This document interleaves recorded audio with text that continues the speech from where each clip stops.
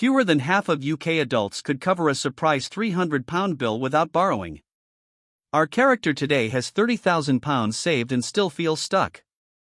By the end of this video, you will know exactly how to split that money, and what leaving it all in cash is quietly costing her every single year. Yesterday we walked through what happens when a child trust fund matures and why cashing out permanently destroys the tax-free wrapper. Today, 3 things that put that same logic to work when you already have savings sitting idle. 1. How much of your money should actually sit as an emergency fund, and why the classic 3 to 6 months rule is a starting point, not a finish line. 2. What the real opportunity cost of oversaving in cash looks like in pounds, using actual inflation and savings rate data. 3. A simple decision tree for splitting surplus savings between a cash buffer and a stocks and shares ISA. Meet Sarah. She is 31, earns £45,000 a year, has no debt, and has £30,000 sitting in a current account earning close to nothing. Last month her car failed its MOT. The repair bill came to £1,200. She paid it without a second thought, which is genuinely great. But then she sat down and asked herself a question that a lot of people in her position ask: is this money actually working for me, or is it just sitting there? That tension between feeling safe and actually being efficient with money is the whole video. Cash feels safe because you can see it. You can touch it. It does not go up and down on a chart. But here is the thing, it does go down. Just quietly, and without a notification. In October 2022, UK CPI inflation hit 11.1%. If Sarah had £30,000 in a zero-interest account that year, she lost roughly £3,300 in purchasing power without spending a single penny. The money was all there. But it bought less. So how much cash should Sarah actually hold? The standard guideline you will hear everywhere is 3 to 6 months of essential outgoings, held in an easy access savings account. Essential outgoings means rent or mortgage, utility bills, food, transport, and any debt repayments. Not subscriptions. Not eating out. The floor of what it costs to keep your life running. For Sarah, let us say rent is £1,100, bills and food come to £600, and transport is £150. That is £1,850 a month. 3 months is £5,550. 6 months is £11,100. Now here is the counterintuitive flip. The right number is not just about how much you spend. It is also about how reliably your income arrives. A salaried employee with a permanent contract, 1 month of notice required, and a partner who also works might be fine at 3 months. A self-employed freelancer with variable invoices, no sick pay, and a single large client might want closer to 6, maybe even 9. The rule gives you a range. Your job is to pick a specific number inside that range based on your actual situation, then treat it as a ceiling for cash, not a floor. And this is where oversaving in cash becomes its own kind of risk. If Sarah decides to keep all £30,000 liquid just in case, she is holding roughly £19,000 above her calculated buffer. That £19,000 is not doing nothing. It is being eroded by inflation every year, and it is foregoing whatever it could have earned elsewhere. Over 10 years, at a conservative 5% annual return, that £19,000 of excess cash represents roughly £9,500 in foregone growth. That is not a rounding error. Let us run the maths properly. Sarah has worked out her buffer, roughly £9,000, which is about 5 months of essentials, giving her a little extra cushion because she is a salaried employee with decent job security. That leaves £21,000 as surplus. Now we put that £21,000 in 3 places and watch what happens over 20 years. Column 1, a zero-interest current account. Column 2, a best available easy access savings account at 4.5%, which reflects the environment after the Bank of England base rate peaked at 5.25% in August 2023. Column 3, a stocks and shares ISA tracking a global equity index at 7% annualized in GBP terms, which is in line with the FTSE All-World 30-year benchmark. After 20 years, the zero-interest account still shows £21,000 in nominal terms. But in real terms, adjusted for inflation running at even a modest 2.5% per year, it is worth closer to £12,800 in today's money. The 4.5% easy access saver grows to around £50,800. That is a meaningful result, and right now, with savings rates where they are, cash is not the terrible option it was in 2020. But the stocks and shares ISA at 7% reaches roughly £81,200 over the same 20 years. The gap between the saver and the ISA at year 20 is about £30,400. That is not a small number. A note on that 7% figure. It is the long-run annualized total return benchmark for a globally diversified equity index in GBP terms, based on the FTSE All-World's 30-year track record.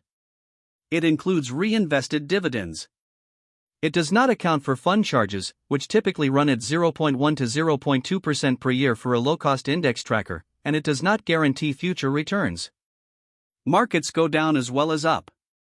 But over a 20-year horizon, the historical range for a diversified global equity index has been consistently positive in real terms. Past returns are not a promise. Now here is why the wrapper matters as much as the return. For UK viewers, the stocks and shares ISA is the main vehicle for investing net surplus. The annual allowance for the 2025 to 2026 tax year is £20,000. Everything that grows inside it, whether that is capital gains, dividends, or interest, is completely free from UK income tax and capital gains tax. You do not even declare it on a tax return.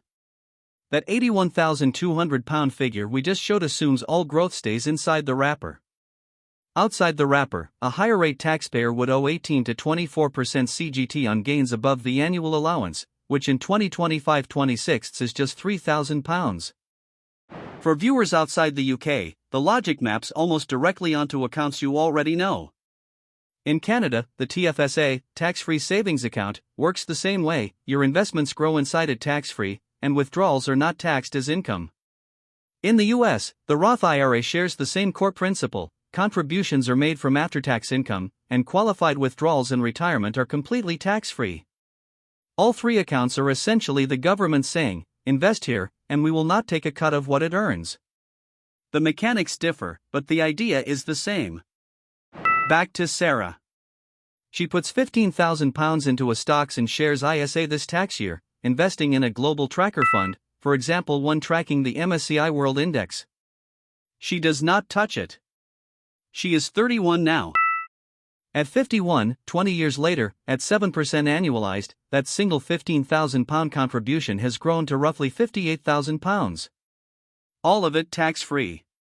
If the same £15,000 had sat in an easy access savings account at 4.5%, it would be worth around £36,200, and some of that interest would be subject to tax above the personal savings allowance. The ISA wrapper alone is worth tens of thousands over a multi-decade horizon. So how do you actually make this decision? Here is a 4-step framework you can run through in about 10 minutes. Step 1. Add up your genuine essential monthly outgoings. Rent or mortgage, utilities, food, transport, minimum debt payments. Write that number down. Step 2. Multiply it by 3 if you are in stable salaried employment, for if your income is less predictable, and up to 6 or more if you are self-employed or your industry is volatile. That is your target cash buffer. Step 3. Name a savings account for it, one that is easy access but slightly inconvenient to dip into, separate from your current account, and treat that balance as untouchable except for a genuine emergency. Step 4. Any surplus above that buffer, ask yourself one question.